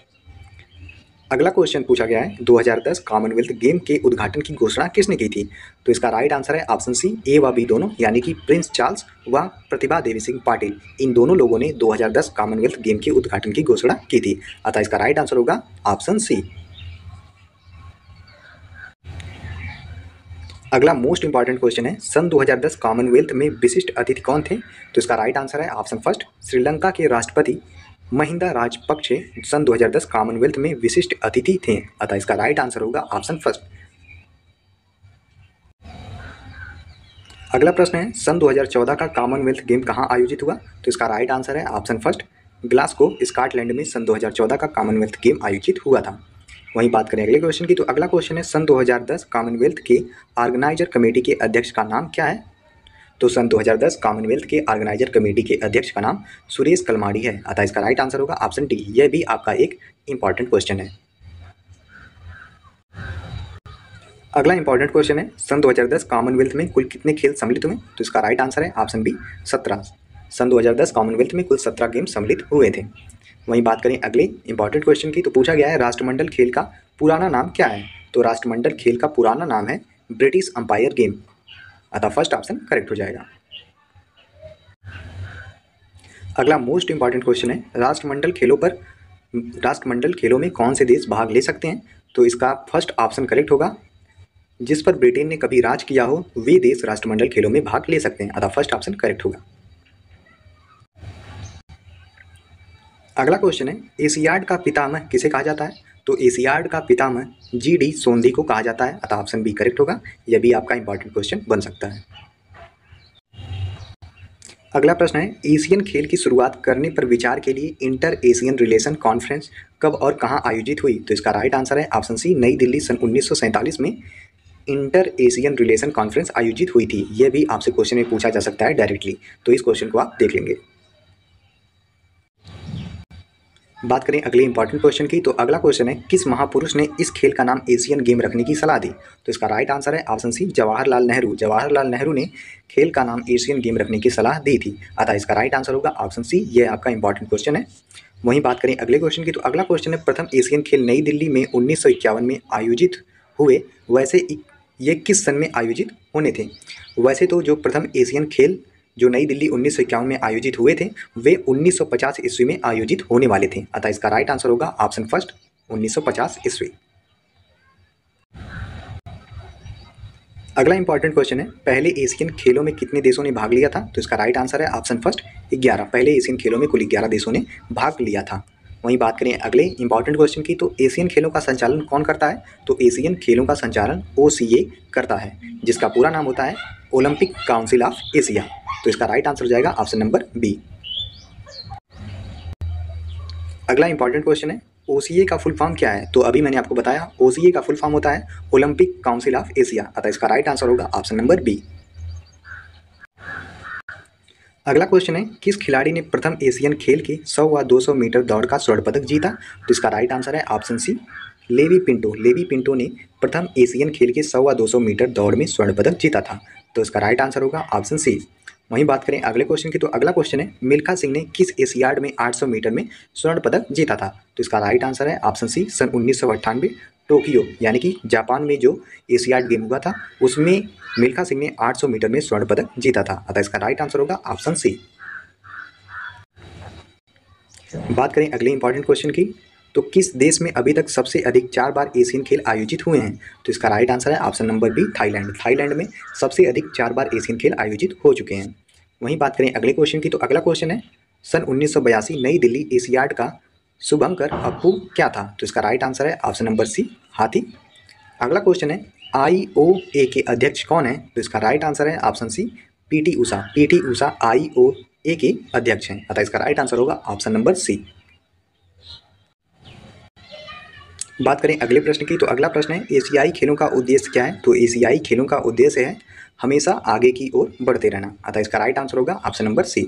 वहीं बात करें अगले क्वेश्चन की, तो अगला क्वेश्चन है, 14वें एशियाड में किस भारतीय महिला खिलाड़ी का 1500 मीटर का स्वर्ण पदक प्रतिबंधित दवा के सेवन के कारण वापस ले लिया गया था? तो इसका राइट आंसर है ऑप्शन नंबर बी सुनीता रानी। अगला इंपॉर्टेंट क्वेश्चन है, प्राचीन कालीन ओलंपिक के दौरान किस मूर्तिकार ने विजयी खिलाड़ियों की संगमरमर की मूर्ति बनाई थी? तो इसका राइट आंसर है ऑप्शन फर्स्ट फिडियास। फिडियास एक मूर्तिकार थे जिन्होंने विजयी खिलाड़ियों की संगमरमर की मूर्ति बनाई थी, अतः इसका राइट आंसर होगा ऑप्शन फर्स्ट। वहीं बात करें अगले क्वेश्चन की, तो अगला क्वेश्चन है, कौन सी महिला प्राचीन कालीन ओलंपिक के नियमों को तोड़ते हुए दर्शक दीर्घा में जा बैठी? तो वे थी फायरिंग्स, अतः ऑप्शन डी करेक्ट हो जाएगा। बात करें अगले इंपॉर्टेंट क्वेश्चन की, तो अगला क्वेश्चन है, आईओसी का पूर्ण रूप क्या है? तो आईओसी का पूर्ण रूप होता है इंटरनेशनल ओलंपिक कमेटी, अतः ऑप्शन सी करेक्ट हो जाएगा। वहीं अगला क्वेश्चन है, प्राचीन कालीन ओलंपिक किस देवता के मंदिर के पास आयोजित होते थे? तो इसका राइट आंसर है ऑप्शन सी जीएस तथा हेरा। प्राचीन कालीन ओलंपिक जीएस तथा हेरा देवता के मंदिर के पास आयोजित होते थे। यह आपका एक इंपॉर्टेंट क्वेश्चन बन सकता है। बात करें अगले क्वेश्चन की, तो अगला क्वेश्चन है, प्राचीन कालीन ओलंपिक के खेल आयोजित होने वाले महीनों को क्या कहा जाता है? तो इसका राइट आंसर होगा ऑप्शन बी हीरोमैनिया। प्राचीन कालीन ओलंपिक के खेल आयोजित होने वाले महीनों को हीरोमैनिया कहते हैं, अतः इसका राइट आंसर होगा ऑप्शन बी। बढ़ते हैं अगले क्वेश्चन की ओर, तो अगला क्वेश्चन है, 5 ईसा पूर्व ओलंपिक के दौरान कौन सा प्रसिद्ध इतिहासकार आया था? तो इसका राइट आंसर है ऑप्शन सी हेरोडोटस। तो यह आपका मोस्ट इंपॉर्टेंट क्वेश्चन बन सकता है। अबुल कलाम आज़ाद ट्रॉफी किस सन में शुरू की गई? तो अबुल कलाम आज़ाद ट्रॉफी सन 1956 से 1957 के बीच में प्रारंभ की गई थी, अतः इसका राइट आंसर होगा ऑप्शन बी। वहीं बात करें अगले प्रश्न की, तो अगला प्रश्न है, मैका का पूरा नाम क्या है? तो मैका का पूरा नाम हो जाएगा मौलाना अबुल कलाम आज़ाद, अतः इसका फर्स्ट ऑप्शन करेक्ट होगा। बात करें अगले मोस्ट इंपॉर्टेंट क्वेश्चन की, तो अगला क्वेश्चन है, एनसीसी की शुरुआत कब और किसने की? तो एनसीसी की शुरुआत सन 1948 में हृदयनाथ कुंजरू ने की थी, अतः इसका राइट आंसर होगा ऑप्शन फर्स्ट। वहीं अगला प्रश्न है, एनएसएस की शुरुआत कब हुई थी? तो एनएसएस की शुरुआत हुई थी 1969 में, अतः फर्स्ट ऑप्शन करेक्ट होगा। अगला प्रश्न दिया गया है, शारीरिक शिक्षक को क्या कहा जाता था? तो शारीरिक शिक्षक को पायरोट्राइब भी कहते थे, अतः इसका राइट आंसर होगा ऑप्शन सी। बात करें अगले प्रश्न की, तो अगला प्रश्न है, बॉल गेम से संबंधित शिक्षक को क्या कहा जाता था? तो बॉल गेम से संबंधित शिक्षक को स्फेरिट्स कहते थे, अतः इसका राइट आंसर होगा ऑप्शन बी। वहीं अगला प्रश्न है, जेवलिन से संबंधित शिक्षक को क्या कहा जाता था? तो जेवलिन से संबंधित शिक्षक को इकोनॉमिस्ट कहते थे, अतः इसका राइट आंसर होगा ऑप्शन नंबर सी। जेवलिन से संबंधित शिक्षक को इकोनॉमिस्ट तथा बॉल गेम से संबंधित शिक्षक को स्फेरिट्स कहते थे। तो ये दोनों क्वेश्चन आप देख लेंगे। अगला प्रश्न है, इसमीनियन खेल कहाँ पर और किसके समक्ष होते थे? तो इसमीनियन खेल कोरिंथ पोसेडन पर होते थे और गॉड ऑफ सी के समक्ष होते थे, तो इसका राइट आंसर हो जाएगा ऑप्शन नंबर सी। वहीं अगला प्रश्न है, नीमियन खेल कहाँ और किसके समक्ष होते थे? तो नीमियन खेल एर्गोलिस में होते थे और जीसस के समक्ष होते थे, तो इसका फर्स्ट ऑप्शन करेक्ट होगा। बात करें अगले प्रश्न की, तो अगला प्रश्न है, किस काल में योग का जन्म हुआ? तो वैदिक काल में योग का जन्म हुआ था, अतः इसका राइट आंसर होगा ऑप्शन सी। वहीं अगले प्रश्न की बात करें, तो अगला प्रश्न है, रामायण और महाभारत किस काल में हुए? तो रामायण और महाभारत महाकाव्य काल में हुए थे, अतः इसका राइट आंसर होगा ऑप्शन नंबर फर्स्ट। अगला प्रश्न है, महाकाव्य काल में विद्यालय को क्या कहा जाता था? तो महाकाव्य काल में विद्यालय को गुरुकुल कहते थे, अतः सेकंड ऑप्शन करेक्ट होगा। बात करें अगले प्रश्न की, तो अगला प्रश्न है, किस काल में शारीरिक शिक्षा को शारीरिक रूप से स्वस्थ रखने के लिए पढ़ाया जाता था? तो वह था नालंदा काल, अतः ऑप्शन डी करेक्ट होगा। बात करें अगले प्रश्न की, तो अगला प्रश्न है, किस काल के राजाओं ने योग पर प्रतिबंध लगाया? तो मुस्लिम काल के राजाओं ने योग पर प्रतिबंध लगाया था, अतः राइट आंसर होगा ऑप्शन सी। वहीं बात करें अगले प्रश्न की, तो अगला प्रश्न है, कौल कपूर कमेटी ने अपना कार्य कब शुरू किया? तो कौल कपूर कमेटी ने 1960 में अपना कार्य शुरू किया था रोम में, अतः इसका राइट आंसर होगा ऑप्शन सी। वहीं अगला प्रश्न है, कुंजरू कमेटी की स्थापना कब हुई तथा इसके पहले चेयरमैन कौन थे? तो कुंजरू कमेटी की स्थापना सन 1959 में हुई थी और इसके पहले चेयरमैन हृदयनाथ कुंजरू थे, अतः इसका राइट आंसर होगा ऑप्शन नंबर फर्स्ट। बात करें अगले महत्वपूर्ण प्रश्न की, तो अगला प्रश्न है, AICS यानी कि all Indian council of sports की स्थापना कब हुई थी? तो all Indian council of sports, जिसे शार्ट में बोलेंगे AICS की स्थापना सन 1954 में हुई थी, अतः इसका राइट आंसर होगा ऑप्शन नंबर डी।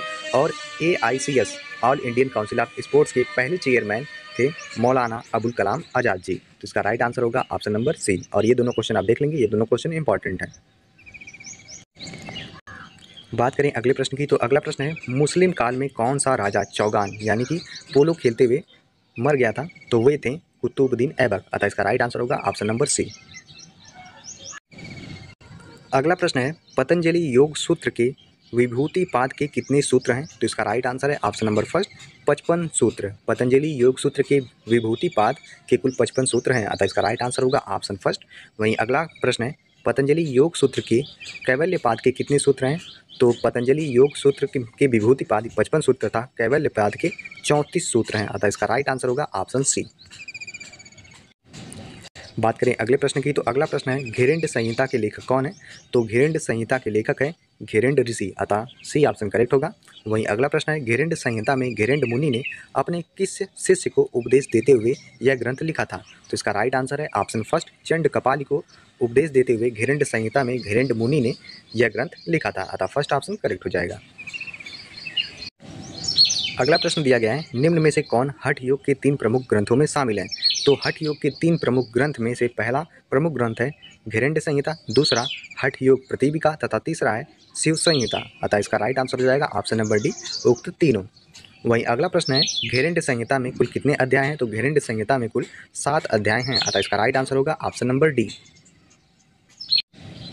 बात करें अगले प्रश्न की, तो अगला प्रश्न है घेरेंड संहिता के अनुसार कपाल भाति के कितने भाग होते हैं? तो घेरेंड संहिता के अनुसार कपाल भाति के कुल 3 भाग होते हैं, अतः फर्स्ट ऑप्शन करेक्ट होगा। अगला प्रश्न है महर्षि घेरेंड ने कुल कितने आसनों का उल्लेख किया? तो महर्षि घेरेंड ने कुल 84 आसनों का उल्लेख किया था, अतः इसका राइट आंसर होगा ऑप्शन डी। बात करें अगले प्रश्न की, तो अगला प्रश्न है घेरेंड संहिता में कितनी मुद्राओं का उल्लेख है? तो घेरेंड संहिता में कुल 25 मुद्राओं का उल्लेख मिलता है, तो इसका राइट आंसर हो जाएगा ऑप्शन नंबर डी।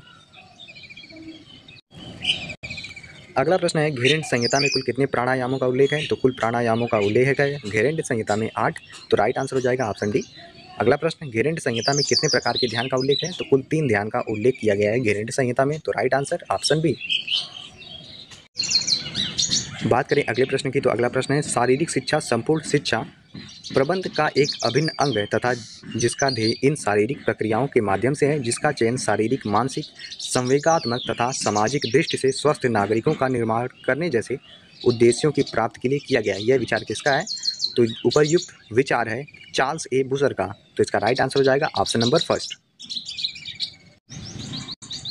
अगला प्रश्न दिया गया है केंद्रीय शारीरिक शिक्षा एवं मनोरंजन सलाहकार बोर्ड का गठन किस वर्ष किया गया था? तो केंद्रीय शारीरिक शिक्षा एवं मनोरंजन सलाहकार बोर्ड का गठन मार्च सन 1950 ईस्वी में किया गया था, अतः फर्स्ट ऑप्शन करेक्ट हो जाएगा।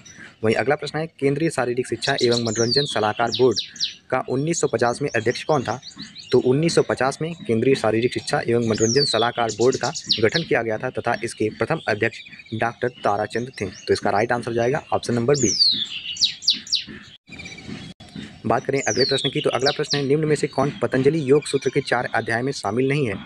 तो पतंजलि योग सूत्र के 4 अध्याय में गृहस्थ पाद शामिल नहीं आता, इसका राइट आंसर होगा ऑप्शन डी। वहीं अगला प्रश्न है पतंजलि योग सूत्र की रचना कब की गई थी? तो पतंजलि योग सूत्र की रचना 3000 वर्ष पहले की गई थी। यह आपका इंपॉर्टेंट क्वेश्चन बन सकता है, तो आप इसे देख लेंगे। बात करें अगले इंपॉर्टेंट क्वेश्चन की, तो अगला प्रश्न है पतंजलि योग सूत्र का कितनी भारतीय भाषाओं में अनुवाद हुआ है? तो कुल 40 भाषाओं में पतंजलि योग सूत्र का अनुवाद हुआ है, अतः राइट आंसर होगा ऑप्शन डी।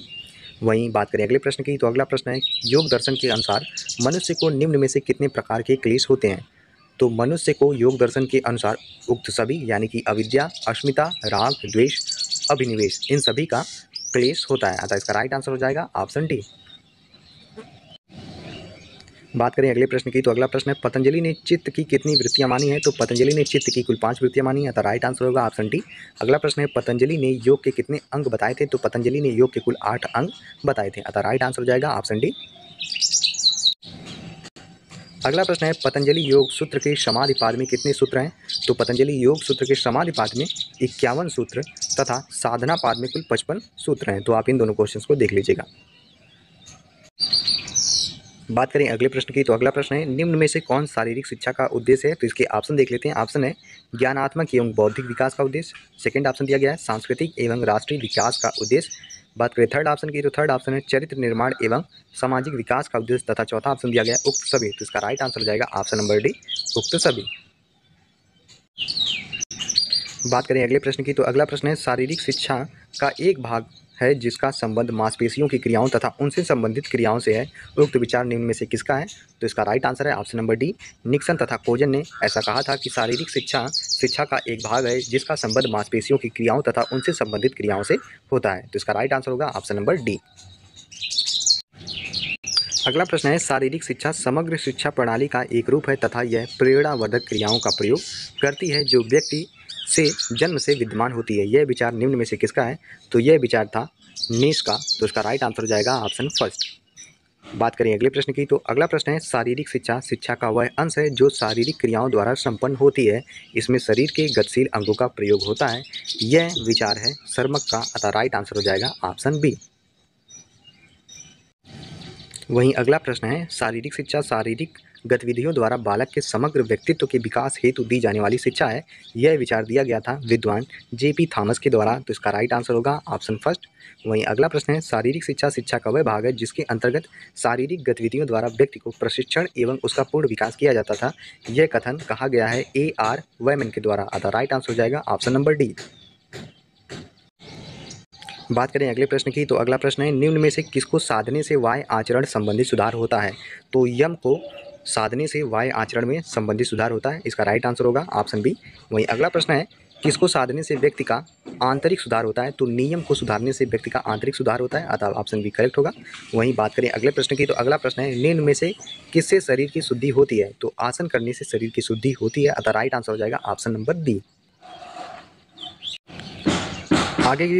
आगे के कुछ प्रश्न बहुत ही धुतले हैं जिन्हें मैं आपको पढ़ के बता देता हूँ। तो जिसमें अगला प्रश्न है, चित्र की वृत्तियों का निरोध के लिए कितने साधन बताए गए हैं? तो चित्र की वृत्तियों का निरोध के लिए कुल 8 साधन बताए गए हैं। तो इन 8 साधनों में साधन होते हैं यम, नियम, आसन, प्राणायाम, प्रत्याहार, धारणा, ध्यान तथा समाधि। ये कुल 8 साधन होते हैं चित्र की वृत्तियों के निरोध के लिए। वहीं अगला प्रश्न है, पतंजलि योग सूत्र के अनुसार चित्त की वृत्तियों को सर्वथा रुक जाना क्या कहलाता है? तो पतंजलि योग सूत्र के अनुसार चित्त की वृत्तियों का सर्वथा रुक जाना योग कहलाता है। तो इसका राइट आंसर हो जाएगा ऑप्शन नंबर सी। हॉकी के जादूगर नाम से कौन जाने जाते हैं? तो इसके ऑप्शन है सुशील कुमार, सेकंड ऑप्शन दिया गया है, अशोक कुमार ऑप्शन थर्ड दिया गया है, मेजर ध्यानचंद तथा फोर्थ ऑप्शन दिया गया है। इनमें से कोई नहीं। तो इसका राइट आंसर है option number C, major Dhyan Chand. Major Dhyan Chand को हॉकी के जादूगर के नाम से जानते थे। तो इसका राइट आंसर है ऑप्शन सी। बात करें अगले प्रश्न की, अगला प्रश्न है, यार्ड हिट किस खेल से संबंधित है? तो यार्ड हिट खेल हॉकी से संबंधित है। तो इसका राइट आंसर हो जाएगा ऑप्शन सी। वही बात करें अगले प्रश्न की, अगला प्रश्न है, अंतर्राष्ट्रीय ओलंपिक समिति का मुख्यालय कहाँ स्थित है? तो अंतर्राष्ट्रीय ओलंपिक समिति का मुख्यालय स्विट्जरलैंड लोसान में स्थित है। तो इसका राइट आंसर होगा ऑप्शन बी। बात करें अगले प्रश्न की, अगला प्रश्न है, फुटबॉल का सॉल्ट लेक स्टेडियम कहाँ पर स्थित है? तो सॉल्ट लेक स्टेडियम कोलकाता में स्थित है। तो इसका राइट आंसर होगा ऑप्शन सी। वहीं बात करें अगले प्रश्न की, अगला प्रश्न है, ए शॉट एट हिस्ट्री के लेखक कौन है? तो ए शॉट एट हिस्ट्री के लेखक है अभिनव बिंद्रा। तो इसका राइट आंसर होगा ऑप्शन बी। अगला प्रश्न है, सुशील कुमार किस खेल स्पर्धा से संबंधित हैं? तो सुशील कुमार कुश्ती से संबंधित हैं। तो इसका राइट आंसर है ऑप्शन फर्स्ट। वहीं बात करें अगले प्रश्न की, अगला प्रश्न है, सासर किस खेल का दूसरा नाम है? तो सासर फुटबॉल खेल का दूसरा नाम है। तो इसका राइट आंसर होगा ऑप्शन बी। बात करें अगले इंपॉर्टेंट प्रश्न की, तो अगला प्रश्न है, the world Vineet feet badminton के किस कोच की जीवन कथा है? तो इसका राइट आंसर है ऑप्शन बी, पुलेला गोपीचंद। पुलेला गोपीचंद की जीवन की कथा है द वर्ल्ड विनीत फीट। तो इसका राइट आंसर है ऑप्शन बी। अगला महत्वपूर्ण प्रश्न है, ओलंपिक खेल कितने वर्षों के अंतराल में आयोजित किए जाते हैं? तो इसका राइट आंसर है ऑप्शन फर्स्ट, 4 वर्ष के अंतराल पर। ओलंपिक खेल प्रतिवर्ष 4 वर्ष के अंतराल पर आयोजित किए जाते हैं। वहीं बात करें दूसरे महत्वपूर्ण प्रश्न की, तो दूसरा प्रश्न है, भारत की ओर से ओलंपिक खेलों में भाग लेने वाला प्रथम महिला कौन थी? तो इसका राइट आंसर है ऑप्शन नंबर फर्स्ट, मेरी लीला राव। मेरी लीला राव भारत में ओलंपिक खेलों में प्रतिभाग लेने वाली पहली प्रथम महिला खिलाड़ी थी। तो इसका राइट आंसर होगा ऑप्शन फर्स्ट। अगला इंपॉर्टेंट प्रश्न है, चमकता सूरज किस खेल का प्रतीक चिन्ह है? तो चमकता सूरज एशियाई खेल का प्रतीक चिन्ह है। तो इसका राइट आंसर होगा ऑप्शन फर्स्ट। अगला प्रश्न है, रोइंग शब्द किस खेल से संबंधित है? तो रोइंग शब्द नौकायान से संबंधित है। तो इसका राइट आंसर होगा ऑप्शन बी। वहीं बात करें अगले प्रश्न की, तो अगला प्रश्न है, चाइना कप किस खेल से संबंधित है? तो चाइना कप जिम्नास्टिक्स से संबंधित है। तो इसका राइट आंसर है ऑप्शन फर्स्ट। बात करें अगले इंपॉर्टेंट प्रश्न की, तो अगला प्रश्न है, ग्राउंड स्ट्रोक शब्द किस खेल से संबंधित है? तो ग्राउंड स्ट्रोक शब्द टेबल टेनिस से संबंधित है, तो इसका राइट आंसर होगा ऑप्शन डी। वहीं बात करें अगले मोस्ट इंपॉर्टेंट क्वेश्चन की, तो अगला प्रश्न है सवाई मानसिंह स्टेडियम कहाँ पर स्थित है? तो सवाई मानसिंह स्टेडियम जयपुर में स्थित है, जो कि एक क्रिकेट स्टेडियम है, तो इसका राइट आंसर होगा ऑप्शन बी। अगला इंपॉर्टेंट प्रश्न, चीन का राष्ट्रीय खेल क्या है? तो चीन का राष्ट्रीय खेल टेबल टेनिस है, तो इसका राइट आंसर होगा ऑप्शन फर्स्ट। वहीं अगला प्रश्न है अंजलि भागवत किस खेल से संबंधित है? तो अंजलि भागवत राइफल शूटिंग से संबंधित है, तो इसका राइट आंसर होगा ऑप्शन फर्स्ट। अगला प्रश्न है शिवाजी स्टेडियम दिल्ली किस खेल से संबंधित है? तो शिवाजी स्टेडियम हॉकी से संबंधित है, जो कि दिल्ली में स्थित है, तो इसका राइट आंसर होगा ऑप्शन फर्स्ट। वहीं बात करें अगले इंपॉर्टेंट प्रश्न की, तो अगला प्रश्न है बनाना किक किस खेल से संबंधित है? तो बनाना किक फुटबॉल से संबंधित होता है, तो इसका राइट आंसर हो जाएगा ऑप्शन डी। अगला प्रश्न है गोल्फ गेंद का वजन कितना होता है? तो गोल्फ गेंद का वजन होता है 1.5 औंस, तो इसका राइट आंसर होगा ऑप्शन फर्स्ट। वहीं अगला प्रश्न है टाइगर वुड्स किस देश का गोल्फ खिलाड़ी है? तो इसका राइट आंसर है ऑप्शन फर्स्ट यूएसए। वहीं अगला प्रश्न है भारत का राष्ट्रीय खेल कौन सा है? तो भारत का राष्ट्रीय खेल है हॉकी, तो इसका राइट आंसर होगा ऑप्शन फर्स्ट। अगला प्रश्न है नेट वेस्ट ट्रॉफी किस खेल से संबंधित है? तो नेट वेस्ट ट्रॉफी क्रिकेट खेल से संबंधित है, तो इसका राइट आंसर होगा ऑप्शन सी। वहीं बात करें अगले इंपॉर्टेंट क्वेश्चन की, तो अगला प्रश्न है कबड्डी खेल के एक पक्ष में खिलाड़ियों की संख्या कितनी होती है? तो कबड्डी खेल के एक पक्ष में खिलाड़ियों की कुल संख्या होती है 7, तो इसका राइट आंसर होगा ऑप्शन सी। अगला इंपॉर्टेंट प्रश्न है नॉकआउट शब्द किस खेल से संबंधित है? तो नॉक आउट खेल संबंधित है मुक्केबाजी से, तो इसका राइट आंसर होगा ऑप्शन फर्स्ट। वहीं अगला प्रश्न है किस भारतीय खिलाड़ी ने सर्वप्रथम ओलंपिक पदक जीता था? तो इसका राइट आंसर है option number B Leander Paes ने। बात करें अगले प्रश्न की, अगला प्रश्न है डबल फॉल्ट शब्द किस खेल से संबंधित है? तो डबल फॉल्ट निम्नलिखित में से टेनिस से संबंधित है, तो इसका राइट आंसर होगा ऑप्शन डी। वहीं बात करें अगले इंपॉर्टेंट प्रश्न की, तो अगला प्रश्न है एसेज शब्द किस खेल से संबंधित है? तो एसेज शब्द जो संबंधित है वह क्रिकेट से संबंधित है, तो इसका राइट आंसर जाएगा ऑप्शन नंबर फर्स्ट। अगला प्रश्न है लिटिल इस्लाम तथा ग्रैंड इस्लाम शब्द किस खेल से संबंधित है? तो इसका राइट आंसर होगा ऑप्शन फर्स्ट ब्रिज खेल से। वहीं बात करें अगले प्रश्न की, तो अगला प्रश्न है गैम्बिट शब्द किस खेल से संबंधित है? तो गैम्बिट खेल शतरंज से संबंधित है, और यह आपका एक इंपॉर्टेंट क्वेश्चन बन सकता है। वहीं बात करें अगले प्रश्न की, अगला प्रश्न है बीशप शब्द किस खेल से संबंधित है? तो बीशप शब्द शतरंज खेल से संबंधित है, तो इसका राइट आंसर होगा ऑप्शन बी। वहीं अगला प्रश्न है चाइना मैन शब्द किस खेल से संबंधित है? तो चाइना मैन क्रिकेट खेल से संबंधित होता है, तो इसका राइट आंसर है ऑप्शन फर्स्ट। अगला प्रश्न है स्टानले कप किस खेल से संबंधित है? तो स्टानले कप आइस हॉकी से संबंधित है, तो इसका राइट आंसर होगा ऑप्शन डी। वहीं बात करें अगले प्रश्न की, तो अगला इंपॉर्टेंट प्रश्न है नेहरू ट्रॉफी किस खेल से संबंधित है? तो नेहरू ट्रॉफी फुटबॉल खेल से संबंधित है, तो इसका राइट आंसर होगा ऑप्शन बी। अगला प्रश्न है सवाई मानसिंह स्टेडियम कहाँ पर स्थित है? तो अभी हमने आपको बताया कि सवाई मानसिंह स्टेडियम जयपुर में स्थित है। वहीं अगला प्रश्न है फिरोज शाह कोटला मैदान कहाँ पर स्थित है? तो फिरोज शाह कोटला मैदान दिल्ली में स्थित है, तो इसका राइट आंसर है ऑप्शन फर्स्ट। बात करें अगले प्रश्न की, अगला प्रश्न है ईडन गार्डन्स कहाँ स्थित है? तो ईडन गार्डन्स कोलकाता में स्थित एक क्रिकेट स्टेडियम है। वहीं अगला प्रश्न है साल्ट लेक स्टेडियम कहाँ पर स्थित है? तो साल्ट लेक स्टेडियम कोलकाता में स्थित है, तो इसका राइट आंसर है ऑप्शन सी। अगला प्रश्न है वानखेड़े स्टेडियम कहाँ अवस्थित है? तो इस वानखेड़े स्टेडियम मुंबई में स्थित है। वहीं अगला प्रश्न है ग्रीन पार्क स्टेडियम कहाँ स्थित है? तो ग्रीन पार्क स्टेडियम कानपुर में स्थित है, तो इसका राइट आंसर होगा ऑप्शन बी।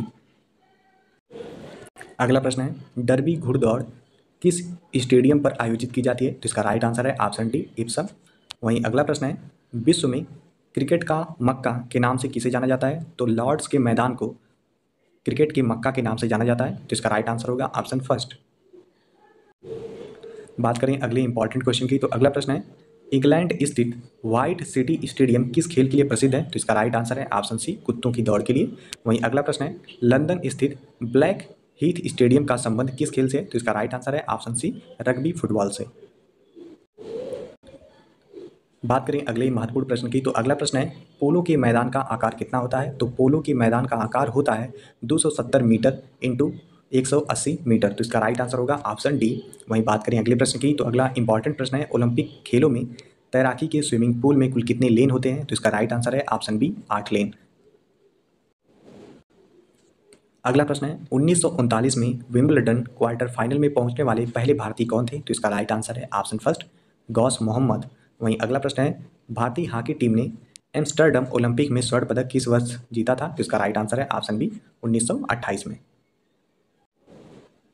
अगला प्रश्न है, कबड्डी के प्राचीन साक्ष्य निम्न में से किन देशों में मिलते हैं? जिसका ऑप्शन है भारत, सेकंड ऑप्शन दिया गया है ईरान, ऑप्शन थर्ड है इंडोनेशिया तथा फोर्थ ऑप्शन है ए और बी दोनों। तो इसका राइट आंसर है ऑप्शन डी ए और बी दोनों। वहीं बात करें अगले प्रश्न की, तो अगला प्रश्न है, बैडमिंटन की उत्पत्ति निम्न में से किस देश में हुई? तो बैडमिंटन की उत्पत्ति इंग्लैंड देश में हुई थी। तो इसका राइट आंसर है ऑप्शन बी। बात करें अगली मोस्ट इंपॉर्टेंट क्वेश्चन की, तो अगला प्रश्न है, भारत ने राष्ट्रमंडल खेलों की मेजबानी पहली बार कब की थी? तो इसका राइट आंसर होगा ऑप्शन बी 2010 में। भारत ने राष्ट्रमंडल खेलों की मेजबानी पहली बार 2010 में की थी। अगला प्रश्न है, भारत ने 2010 में राष्ट्रमंडल खेलों की पहली बार मेजबानी किस शहर में की थी? तो राष्ट्रमंडल खेलों की मेजबानी सर्वप्रथम 2010 में भारत के द्वारा की गई थी, जो कि दिल्ली में आयोजित हुई थी। तो इसका राइट आंसर होगा ऑप्शन बी। वहीं अगला प्रश्न है, 2020 में विश्व बैडमिंटन चैंपियनशिप भारत में किस शहर में आयोजित किया गया था? तो इसका राइट आंसर है ऑप्शन सी हैदराबाद में। अगला प्रश्न है, भारत में पहला ग्रैंड प्रिक्स फार्मूला 1 रेस कब आयोजित की गई? तो इसका राइट आंसर है ऑप्शन नंबर बी 2011 में। और अगला प्रश्न है, फ्लाइंग सिख किसे कहते हैं? तो फ्लाइंग सिख के नाम से मिल्खा सिंह को जाना जाता है। तो इसका राइट आंसर होगा ऑप्शन सी। बात करें अगले प्रश्न की, तो अगला प्रश्न है, भारत में हॉकी का पहला विश्व कप 2010 में कहाँ आयोजित किया गया? तो इसका राइट आंसर है ऑप्शन बी दिल्ली में। वहीं अगला प्रश्न है, सन 2018 में हॉकी का विश्व कप भारत में कहाँ आयोजित किया गया? तो इसका राइट आंसर है ऑप्शन ए भुवनेश्वर में। अगला प्रश्न है, 1885 में देश का पहला हॉकी क्लब कहाँ स्थापित किया गया था? तो इसका राइट आंसर है ऑप्शन सी कोलकाता में। वहीं बात करें अगले मोस्ट इंपॉर्टेंट क्वेश्चन की, तो अगला प्रश्न है, इंडियन हॉकी फेडरेशन की स्थापना कब की गई? तो इंडियन हॉकी फेडरेशन की स्थापना 5 नवंबर 1825 में की गई थी। तो इसका राइट आंसर है ऑप्शन फर्स्ट। बात करें कुछ अन्य महत्वपूर्ण प्रश्नों की, तो उनमें प्रथम प्रश्न है, खो खो खेल का उद्भव कहाँ हुआ था? तो खो खो खेल का उद्भव भारत में हुआ था। तो इसका राइट आंसर है ऑप्शन फर्स्ट। तथा अगला प्रश्न है, किस खेल को पारंपरिक रूप से राकर के रूप में जाना जाता है? तो इसका राइट आंसर है option number B kho kho, यानी कि आप कह सकते हैं कि राकर खो खो का दूसरा नाम राकर है। तो इसका राइट आंसर हो जाएगा ऑप्शन बी। वहीं बात करें अगले प्रश्न की, तो अगला प्रश्न है, खो खो या वर्तमान रूप किस वर्ष अस्तित्व में आया? तो खो खो जो वर्तमान रूप में अस्तित्व में आया था वह आया था 1914 में। तो इसका राइट आंसर होगा ऑप्शन बी। अगला प्रश्न है, खो खो में कितनी टीमें होती हैं? तो खो खो में 2 टीमें होती हैं। तथा खो खो खेल में कितने नामांकित खिलाड़ी होते हैं? तो इसका राइट आंसर है ऑप्शन फर्स्ट 12 से 15। अगला प्रश्न है, कांचा खेल का आविष्कार किस देश में हुआ था? तो कांचा खेल का आविष्कार भारत में हुआ था। तथा कांचा खेल में प्रयुक्त कंचे निम्न में से किनके बने होते थे? तो जो कंचे होते हैं वे शीशे के बने होते थे। तो इसका राइट आंसर है ऑप्शन डी। बात करें अगले प्रश्न की, तो अगला प्रश्न है, बाण भट्ट रचित हर्षचरित में किस खेल को चतुरंग कहा गया? तो चतुरंग शतरंज को कहते हैं। तो इसका राइट आंसर होगा ऑप्शन सी। वहीं अगला प्रश्न है, पिट्टो खेल किस समय खेला जाता था? तो पिट्टो खेल शाम के समय खेला जाता था। तो इसका राइट आंसर है ऑप्शन सी। बात करें अगले प्रश्न की, तो अगला प्रश्न है, आधुनिक ओलंपिक खेलों का आयोजन हुआ था। तो आधुनिक ओलंपिक खेलों का आयोजन 1896 ईस्वी में हुआ था। वहीं अगला प्रश्न है, आधुनिक ओलंपिक खेलों का आयोजन 1896 ईस्वी में कहाँ पर हुआ था? तो इसका राइट आंसर है ऑप्शन फर्स्ट एथेंस में।